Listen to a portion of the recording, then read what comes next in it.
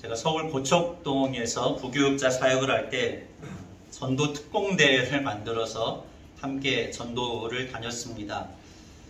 어느 날 전도를 다니는 중에 리어커를 끌고 박스를 모으시는 아주 나이 드신 할아버지 한 분을 만나게 되었습니다. 옷차림이 아주 남루했고 얼굴도 참 까맣고 얼굴에 깊은 주름이 있는 인생의 모진 풍파를 겪었을 만한 얼굴의 모습을 가지고 있는 할아버지였습니다. 그런데 전도를 하면서 몇 마디 말을 나누는데 깜짝 놀랐습니다. 제가 느끼기에 참 거칠고 투박한 분이 아닐까 이런 생각을 했는데 말하는 모습이라든지 또 행동하는 모든 것들이 품위가 있고 교양이 있게 느껴졌습니다. 겉모습과는 전혀 다른 모습을 보았습니다. 그 모습을 보면서 좀 더 이야기를 나누는데 어떤 이야기를 하느냐면 당신도 어느 교회를 다니는 집사이고 이렇게 복음을 전하는 것이 참 귀한 일입니다 라고 하는 덕담까지 건네는 것을 들을 수 있었습니다. 요즘 유행하는 말 중에 겉바속촉이라는 말이 있습니다. 신영아 무슨 말이야? 겉바속촉? 겉은 바삭하고 속은 촉촉하다는 뜻입니다. 프라이드 치킨을 튀김옷을 입혀서 기름에 깨끗한 기름에 튀기면 겉은 바삭한데 속은 아주 촉촉한 속살을 경험할 수 있습니다. 그것을 줄여서 겉바속촉이라고 이렇게 이야기를 하는 것을 들을 수 있습니다. 하나님께서 모세에게 성막을 지으라는 명령을 내리시면서 설계도를 자세하게 그려주십니다. 기둥을 세우고 네모난 모양의 큰 쉽게 이야기하면 텐트를 만들라는 거죠. 그 텐트의 덮개가 4겹으로 이루어져 있는데 가장 안쪽의 덮개는 가늘게 꼰 배실과 청색, 자색, 홍색 실로 천사를 수놓아서 만들었습니다. 첫 번째 덮개예요. 그리고 두 번째 덮개는 무엇으로 만들었느냐면 염소 털로 만들어서 천막을 덮었습니다. 그리고 그 위에 세 번째 덮개는 붉은 물을 들인 순양의 가죽으로 덮개를 만들어서 덮지요. 그리고 그 맨 마지막 네 번째 덮개가 해달의 가죽으로 만든 덮개입니다. 해달이 무엇인지 불분명해요. 그런데 성경 사전에 보면 아마 이 해달은 돌고래이거나 바다소, 요즘 바다소가 무엇인지 제가 검색을 해보니까 듀공이라는 바다 식물이 있더라고요. 소처럼 굉장히 큰 몸집을 가진 바다 동물입니다. 그 두공일 것이다 이야기하기도 하고 해달을 네이버에서 검색하면 족제비과에 속한 바다에 사는 동물입니다. 그러니까 민물에 사는 무엇이 있죠? 수달이 있는 것처럼 바다에 사는 해달이 있는 거예요. 아무튼 이 세 가지 중에 하나일 텐데 정확하게 무엇이다라고 성경학자들이 단정해서 이야기하기는 어렵다고 이야기하는데 그 겉모양은 아무튼 회색이나 검정색으로 된 겉이 결코 화려하지 않은 수수한 모양의 덮개였습니다. 그것이 네 번째 덮개이죠. 그래서 성막을 외관에서 바라보면 화려할 것이 전혀 없었습니다. 한편으로 초라하게 느껴질 만큼의 조금 큰 텐트였을 뿐이지요. 그런데 그 내면을 들여다보면 어떻습니까? 금빛으로 아름답게 빛이 났습니다. 성막의 모든 기구들은 금을 발랐지요. 기둥까지도 금으로 싸서 그 모습을 아름답게 장식을 했습니다. 왜냐하면 금빛으로 장식한 것은 영원히 변하지 않는 진리를 표현하는 것이고 하나님의 아름다운 영광을 표현하는 것이지요. 겉모습은 그렇게 화려하지 않지만 내면을 들여다보면 하나님의 영광의 빛으로 아름답게 빛나던 것이 성막이었습니다. 예수님의 십자가는 결코 영광이 아니지요. 정말로 명예도 아니었고 권력도 아니었습니다. 초라하기 그지없는 무기력하고 무능하기 그지없는 모습이었습니다. 안락하고 평화로운 것도 아니었지요. 극심한 고난이었고 고통이라고 말할 수 있습니다. 그런데 그 안에 담겨 있는 것은 무엇입니까? 생명이고 영광입니다. 부활의 능력과 생명과 영광이 예수님의 십자가 안에 담겨 있는 거죠. 고치를 지은 애벌레가 결코 화려해 보이지 않지요. 그런데 그 고치를 뚫고 나오는 나비는 화려하고 아름답습니다. 예수님의 십자가는 화려할 것이 없고 자랑할 것이 없는 초라하고 무기력하고 무능한 것이었지만, 가십거리에 불과했지만 죄와 죽음의 권세를 이기시고 부활하신 예수님의 능력은 모든 죽은 생명을 살리는 구원의 능력이었습니다. 십자가만 바라보아서는 부활의 생명을, 그 능력을 발견할 수 없는 거지요. 사도 바울은 오늘 본문 말씀에서 질그릇에 담긴 보배를 이야기하고 있습니다. 질그릇의 의미가 무엇이고 그 안에 담겨져 있는 보배의 의미가 무엇인지를 살펴보면서 하나님께서 오늘 이 시간 저와 여러분에게 들려주시는 음성을 들을 수 있는 귀한 교훈을 배울 수 있는 은혜의 시간 되시기를 예수님의 이름으로 간절히 축원합니다. 첫 번째 단락으로 가면 바울은 새 언약의 일꾼이 된 것에 대한 누구도 범접할 수 없는 자부심과 자존감을 가지고 있었습니다. 우리가 지난 3장에서 배웠던 말씀이지요. 새 언약의 일꾼이 되었다는 사실이 사도 바울 자신에게는 엄청난 자부심이었고 자존감이었습니다. 그래서 그 직분을 온전히 수행하는 데 있어서 하나님 앞에서 한 점 부끄러움이 없기를 끊임없이 경주했습니다. 그것에 대해서 고린도 교회 성도들을 향하여서 아주 자신 있게 말할 수 있었던 것이지요. 1절에도 그 내용을 잠시 언급하지요. 1절 말씀을 같이 읽을까요? 그러므로 우리가 이 직분을 받아 긍휼하심을 입은 대로 낙심하지 아니하고. 아멘. 새 언약의 일꾼이 된 것이 하나님의 긍휼하심을 입은 것이라고 말합니다. 2장에서 자신들을 무엇이라고 비유했습니까? 개선 행렬에 참여하는 사람들, 병사들, 십자가의 군병들이라고 비유해서 이야기를 했습니다. 예수님께서는 개선 장군이 되어주시고 모든 죄와 죽음의 권세를 이기시고 승리하시는 개선 행진을 하는데, 사도 바울 일행이, 전도자 일행이 그 개선 장군의 뒤를 따르는 십자가 군병이 되어서 가는 곳곳마다 그리스도의 향기를 바라고 있다는 사실을 언급했습니다. 그런데 오늘 본문 말씀의 이야기도 개선 행렬에 대한 의미가 또 한 그림을 사도 바울이 생각하면서 하는 이야기입니다. 7절에 가보면 자신들을 무엇이라고 소개하지요? 질그릇에 담긴 보배라고 하면서 질그릇의 비유를 합니다. 그런데 이 질그릇은 개선 행렬을 하는 가운데 맨 후미에 따라오는 또 하나의 행렬이 있었는데 질그릇을 들고 오는 행렬이었습니다. 그 질그릇 안에는 무엇이 담겨 있었을까요? 전쟁터에서 약탈한 은화들, 많은 금은 보화들이 그 안에 담겨 있었던 거죠.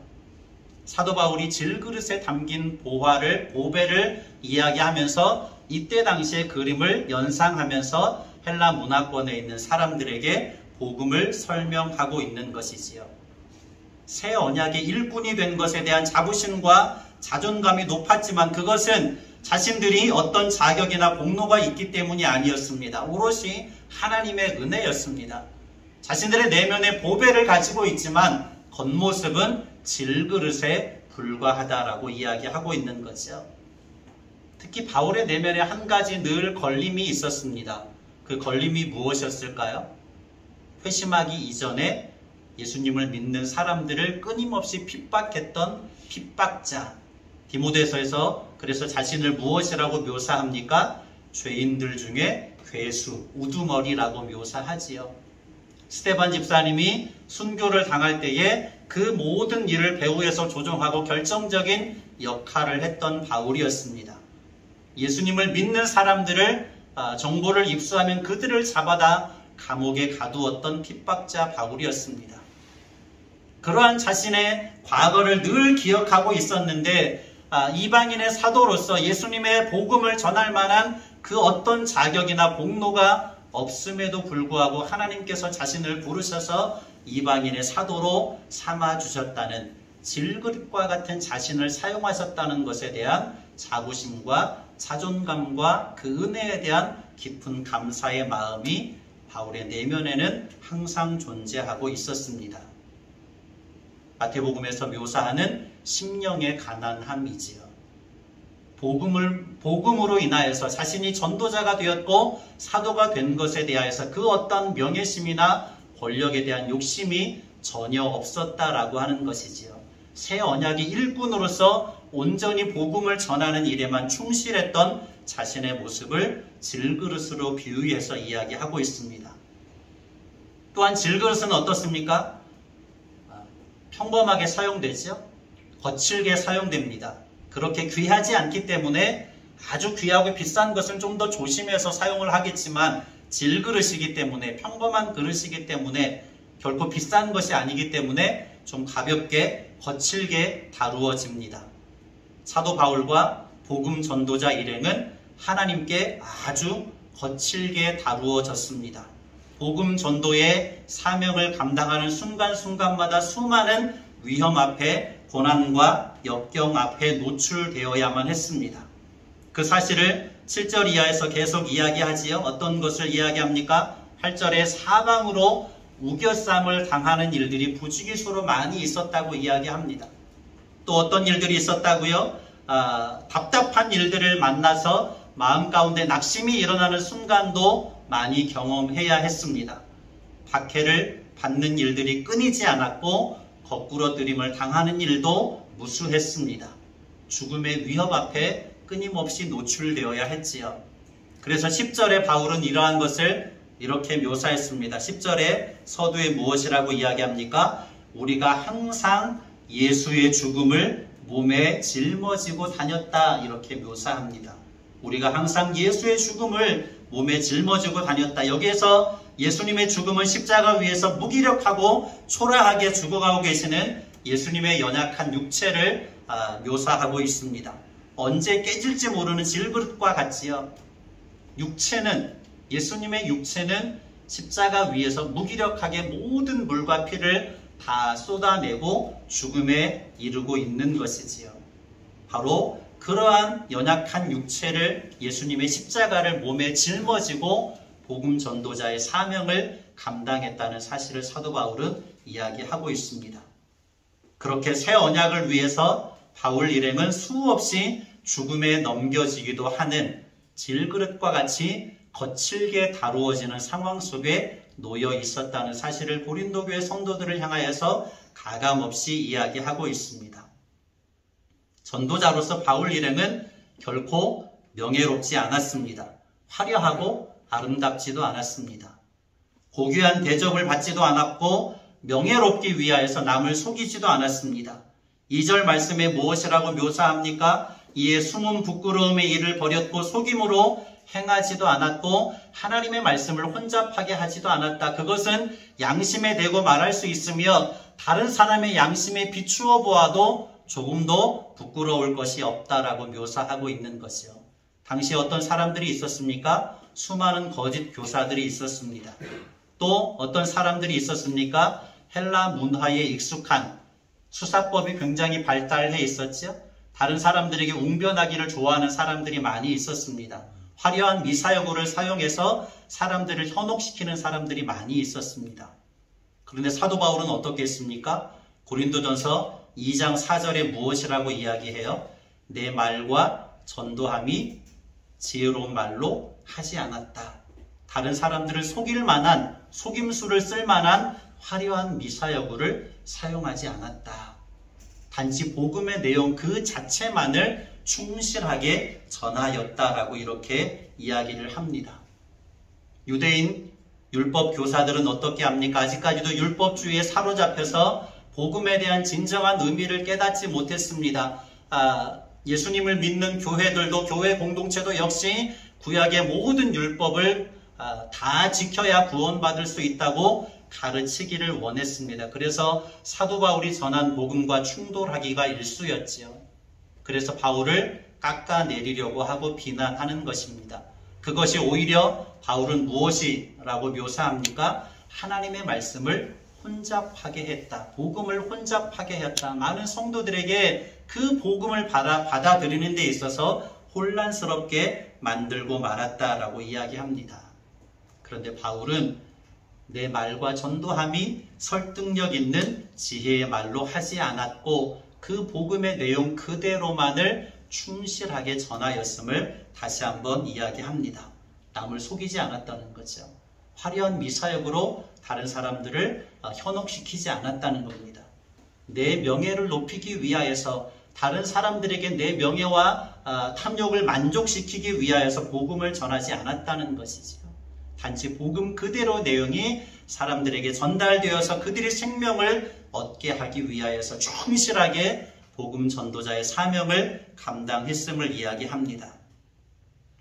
성도의 고귀함은 외형에 있지 않습니다. 우리 육체는 질그릇처럼 언젠가는 깨어질 것이지요. 유럽의 교회 종교개혁지를 제가 방문하게 될 텐데 이제 좀 이렇게 거기에 관심이 많은 목사님의 사진을 우리가 갈 곳을 미리 이렇게 사진을 찾아서 저희 밴드를 만들어 놨는데 거기다 올려놓고 있습니다. 유럽은 수많은 성당들이 있습니다. 얼마나 화려한지 몰라요. 얼마나 웅장한지 몰라요. 그 화려하고 웅장한 것이 중요한 것이 아니지요. 유럽의 교회들의 내면이 텅텅 비어 있습니다. 외형에 집착했기 때문이지요. 그런데 바울은 오늘 본문에 우리에게 이야기합니다. 우리는 질그릇에 불과하다는 거죠. 우리의 내면에 담겨있는 예수 그리스도의 복음이 진정한 보배라고 이야기합니다. 성도의 고귀함은 외형의 화려함에 있지 않습니다. 건물을 교회라고 말하는 어리석음을 범하지 말아야 되지요. 교회를 살 수 있다라고 생각하는 어리석음에 빠지지 말아야 됩니다. 교회는 여러분들이 교회입니다. 교회는 예수님을 믿는 사람들이 교회입니다. 이것은 예배당일 뿐이에요. 아무리 화려하게 건물을 크고 웅장하게 지었어도 그곳이 교회가 아니지요. 그곳은 예배당일 뿐입니다. 여러분이 교회이고 성도가 교회입니다. 그 성도의 고귀함은 외형적인 화려함이 있는 것이 아니라 내면에 예수 그리스도라고 하는 보배를 담고 있어서 고귀하다는 사실을 깨닫고 우리 안에 담겨져 있는 예수 그리스도를 더 깊이 묵상하고 믿음의 삶을 살아나가는 우리의 내면을 아름답게 가꾸는 저와 여러분이 되시기를 예수님의 이름으로 간절히 축원합니다. 두 번째 단락은 무엇입니까? 그렇다면 바울이 오늘 본문에서 말하는 보배는 무엇이냐라고 하는 것이요. 어느 정도 그림이 그려지지요. 질그릇과 같이 보잘것없는 자신과 전도자들 일행의 그 내면에 품고 있는 고귀한 보배를 이렇게 설명했습니다. 5절과 6절이지요. 5절 6절을 같이 읽습니다. 우리는 우리를 전파하는 것이 아니라 오직 그리스도 예수의 주되신 것과 또 예수를 위하여 우리가 너희의 종된 것을 전파함이라. 어두운 데에 빛이 빛이라 말씀하셨던 그 하나님께서 예수 그리스도의 얼굴에 있는 하나님의 영광을 아는 빛을 우리 마음에 비추셨느니라. 아멘. 보배는 무엇이라고 이야기합니까? 오직 그리스도 예수의 주 되신 것이라고 이야기하죠. 여기서 주는 메시아 구원자라고 하는 의미를 담고 있습니다. 오직 그리스도께서 우리가 기다리고 기대했던 메시아, 우리의 구원자가 맞다는 것이지요. 예수 그리스도의 주 되신 것, 예수님이 메시아이시며 예수님이 구원자이신 것이 보배입니다. 예수님께서 십자가 대속의 죽음을 죽으시고 죄와 죽음의 권세를 이기시고 부활하신 그 은혜와 능력이 보배라고 하는 거지요. 다른 외형적인 것이 아니라 예수님의 십자가와 부활의 복음이 바로 보배라고 이야기하는 것입니다. 어두운 데서 빛이 빛이라 말씀하셨던 그분은 누구입니까? 태초에 흑암 가운데서 빛이 있으라 라고 말씀하셨던 창조의 하나님, 그분을 이야기합니다. 사도 바울은 이 말을 하면서 어떤 한 가지 장면을 또 연상합니다. 어떤 장면을 연상할까요? 다메섹 도상으로 예수 믿는 자들에 대한 첩보를 입수하고 그들을 잡으러 가는 길목이었습니다. 갑자기 강렬한 빛이 바울에게 비춰오지요. 사울아 사울아, 네가 왜 나를 핍박하느냐? 아무것도 없는 흑암 가운데 빛이 있으라 말씀하셨던 그 하나님께서 빛을 자신에게 비추어 주셔서 예수 그리스도를 만나게 하신 것입니다. 예수 그리스도의 얼굴에 있는 하나님의 형상을 깨닫게 해주신 것이지요. 예수님께서 주인 되신다라고 하는 것을, 메시아 되시고 구원자 되신다라고 하는 사실을 깨닫게 해주셨다라고 하는 것을 이 말씀 속에서 이야기하고 있습니다. 예수 그리스도의 얼굴에 있는 하나님의 영광을 아는 빛을 바울의 마음 가운데 하나님께서 비추어 주셨습니다. 결코 질그릇에 담아낼 수 없는 보배이지만 하나님께서는 심히 큰 능력 가운데 은혜를 베풀어 주셨다라고 하는 거지요. 핍박자이기 때문에 예수 믿는 사람들을 잡아다 감옥에 죽이고 스데반 집사님을 순교에 이르게 했던 핍박자였기 때문에 자신은 질그릇에 불과하지만 하나님께서는 그럼에도 불구하고 자신에게 빛을 비추어 주셔서 그 안에 보배를 담을 수 있도록 허락해 주셨다는 뜻입니다.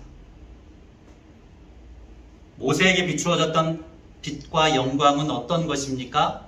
시간이 지나면 사라져 버릴 것이었습니다.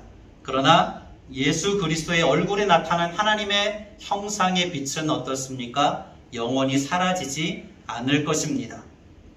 자신들과 같이 질그릇과 같이 보잘것없고 한없이 연약하지만 내면에 이와 같은 보배를 담고 있으니 어떻다라고 묘사합니까? 8절 이하에 다시 한번 반복하면 사방으로 우겨쌈을 당하여도 쌓이지 않았습니다. 자신들이 그냥 질그릇에 불과했다면 깨트려지고 말았을 것입니다. 그런데 그 안에 너무나도 귀한 보배를 담고 있기 때문에 하나님께서 지켜주셨다는 것이지요.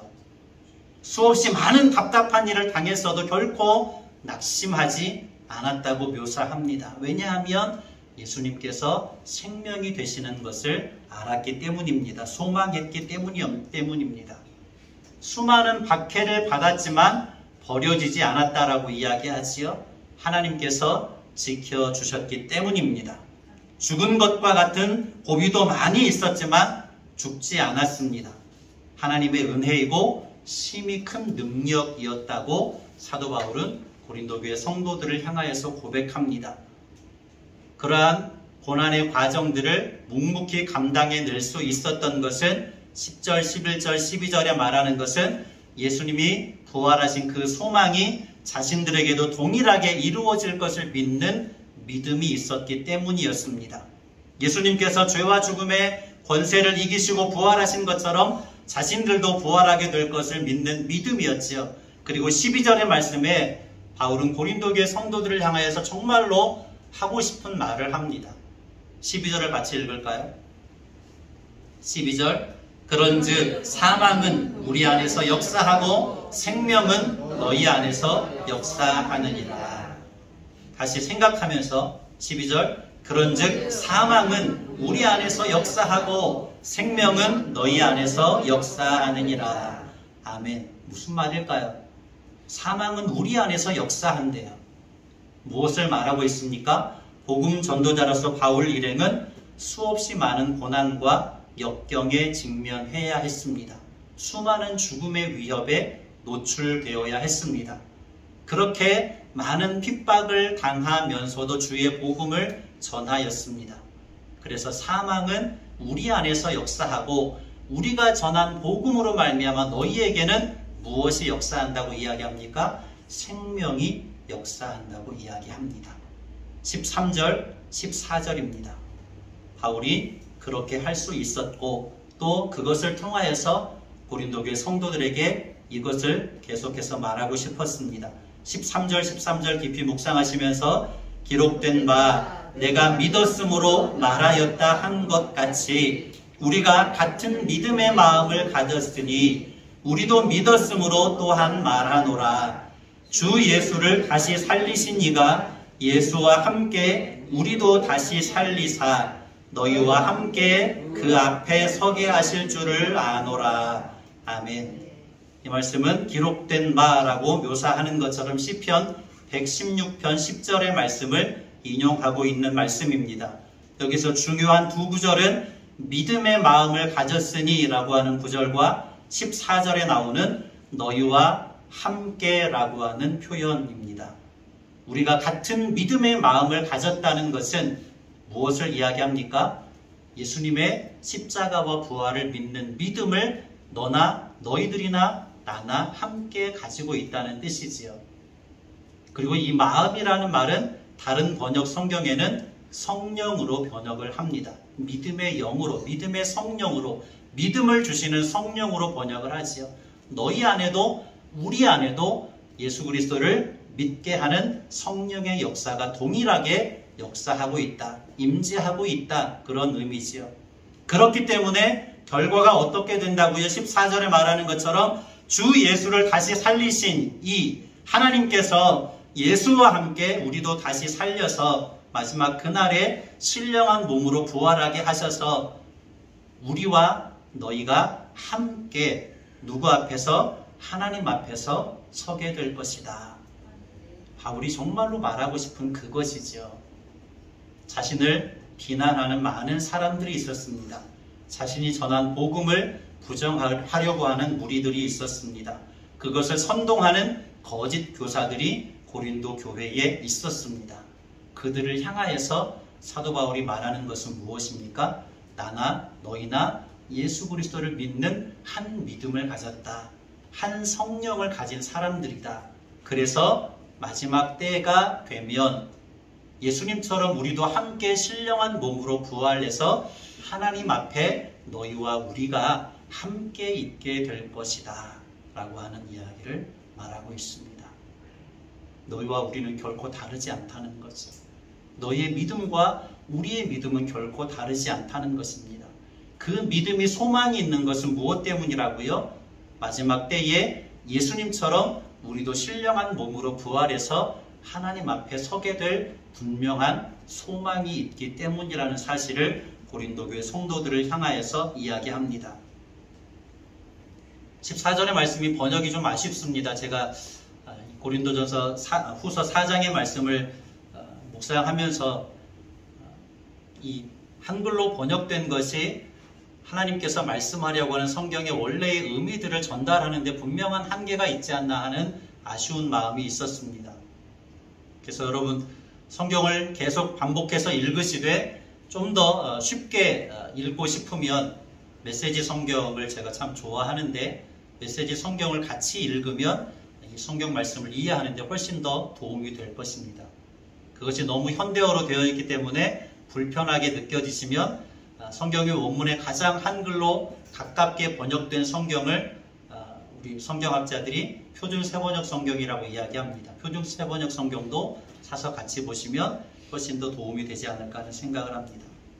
15절을 볼까요? 계속해서 바울은 자신의 내면적인 것 그리고 자신의 체험적인 고백들을 고린도 교회 성도들에게 이야기합니다. 무엇을 말하기 위해서? 자신이 전한 복음이 진실되다는 것을 이야기하기 위하여서 자신은 질그릇에 불과하지만 내면에 담겨있던 그 보배, 자신이 전한 복음은 진실되다라고 하는 사실을 이야기하고 싶습니다. 15절 말씀에 그래서 또한 이렇게 이야기하죠. 시작. 이는 모든 것이 너희를 위함이니 많은 사람의 감사로 말미암아 은혜가 더하여 넘쳐서 하나님께 영광을 돌리게 하려 함이라. 아멘. 질그릇과 같은 자신들이 보배를 전하기 위해서 수많은 고난과 역경을 당해야 했습니다. 그런데 그 모든 것이 무엇 때문이라고 이야기합니까? 너희를 위함이라고 말합니다. 너희가 하나님께 구원을 받게 하기 위함이라는 거죠. 무엇이라고 또 이야기합니까? 많은 사람의 감사로 말미암아 은혜가 더하여 넘쳐서 너희들에게 전하여진 복음이 우리의 내면에 있는 보배로운 복음이 너희들에게 전하여져서 생명을 얻고 하나님께 영광을 올리는 것처럼 더 많은 사람들에게 그 복음이 전파되어져서 더 많은 사람들이 하나님께 영광을 올려드리기를 원한다라고 하는 것입니다. 그것이 하나님의 뜻이라는 거죠. 그리고 자신이 이방인의 사도로서 새 언약의 일꾼으로서 끊임없이 복음을 전하는 이유가 되고 있음을 말하고 있습니다. 3절 4절에는 그러나 모두가 다 이와 같은 보배를 마음에 품은 것은 아니라고 묘사하지요. 3절 4절의 말씀에 어떤 사람들은 복음이 가리어진 자가 되었다고 이야기합니다. 어떤 사람들은 이 세상 신에게 미혹되어서 마음이 혼미함으로 복음의 빛을 받지 못했다라고 이야기합니다. 세상의 화려함에 눈멀어서 하나님 나라의 빛을 보지 못하게 되었다라고 하는 거지요. 그리고 16절부터 18절까지 해서 결론의 말씀을 이야기하고 있습니다. 질그릇에 보배가 담긴다는 것은 역설적인 설명이지요. 결론의 말씀도 그렇게 마무리합니다. 겉사람은 낡아지지만 속사람은 날로 더욱더 새로워진다라고 이야기하죠. 분명하게 대비시키고 있지요. 겉사람은 시간이 지날수록 낡아집니다. 어쩔 수 없는 것 같아요. 시간이 지날수록 낡아질 수밖에 없습니다. 나이가 먹는 것이 익어가는 거라고 아무리 아름답게 묘사를 할지라도 시간이 지나면 낡아지는 연약한 육신이라고 하는 사실을 부정할 수 없습니다. 그런데 속사람은 날로 더욱더 새로워진대요. 여기에 대한 깊은 공감이 있으시기를 축복합니다. 나이 들어갈수록 우리 믿음이 더욱더 성숙되어서 속사람이 새로워지는 은혜가 임하시기를 축복합니다. 무엇이라고 이야기합니까? 계속해서 환난에 경한 것은 잠시 받는 것이지만, 여기서 잠시라고 하는 말은 임시라고 하는 말로도 바꿀 수 있습니다. 환난에 경한 것은 임시적인 것이지만 영광의 중요한 것은 크고 영원합니다. 보이는 것은 어떻습니까? 잠깐이지만, 일시적인 것이지만, 역시 임시적인 것이지만 보이지 않는 것은 영원합니다. 여러분, 교회 우리 간판에 문구 여러분 보셨습니까? 보이는 것은 잠깐이지만 보이지 않는 것은 영원하다라고 하는 것을 써놨습니다. 교회가 주목해야 될 것은 어떤 것이라고요? 보이는 것이라고요? 보이지 않는 것입니다. 겉사람은 낡아지는 것이 속상하지만 속사람이 날로 더욱더 새로워지는 것에 대한 소망이 교회와 성도들에게 있어야 합니다. 눈에 보이는 화려한 것에 미혹될 것이 아니라 눈에 보이지 않는 하나님 나라의 아름다움을 더 밝히 바라볼 수 있는 믿음이 교회와 성도에게는 있어야 합니다. 때로는 여러 가지 환난을 당한다라고 할지라도 낙심할 것이 아니라 영원한 부활과 소망이 우리에게 있음을 더 깊이 묵상할 수 있어야 할 줄로 믿습니다. 이 시간 간절한 마음으로 축복합니다. 예수 그리스도의 얼굴에 있는 하나님의 영광을 아는 빛이 저와 여러분의 마음 가운데 밝게 빛나시기를 축복합니다. 질그릇과 같은 우리 육체에 담긴 예수 그리스도의 주되심을 믿는 믿음이, 그 보배가 날마다 더욱더 새롭게 저와 여러분의 내면에서 아름답게 빛나시기를 예수님의 이름으로 간절히 축복합니다. 고마우신 아버지 하나님, 질그릇에 담긴 보배의 의미를 다시 한번 깊이 묵상했습니다. 우리 연약한 육체는 질그릇에 불과합니다. 사도 바울이 13권의 성경을 기록하고 많은 곳을 다니면서 복음을 전하였던 위대한 사도이지만 자신을 질그릇이라고 묘사합니다. 그리고 자신이 의미가 있는 것은 질그릇 안에 담긴 예수 그리스도의 주되심의 보배가 있기 때문이라고 설명합니다. 교회가, 성도가 고귀하고 아름다울 수 있는 것은 외형적인 아름다움 때문이 아니라, 건물의 화려하고 웅장함 때문이 아니라 우리 안에 있는, 성도 안에 있는 예수 그리스도의 주되심이라고 하는 보배가 있기 때문인 것을 다시 한번 우리가 깊이 묵상하고 깨달을 수 있게 하여 주시옵소서. 그 믿음 안에서 우리의 겉사람이 낡아질지라도 속사람이 날마다 더욱더 새로워질 수 있게 도와주시옵시고, 우리가 때로는 환난을 만나고 낙심하는 일들이 있을지라도 우리에게 주어진 신령한 몸으로의 부활과 영원한 하나님 나라의 생명으로 인하여서 소망을 잃지 않는 용기 있는 믿음의 삶을 살아가는 우리 목양교회 공동체가 되게 하여 주시옵소서. 간절히 축복하며 예수님의 이름으로 기도드립니다. 아멘.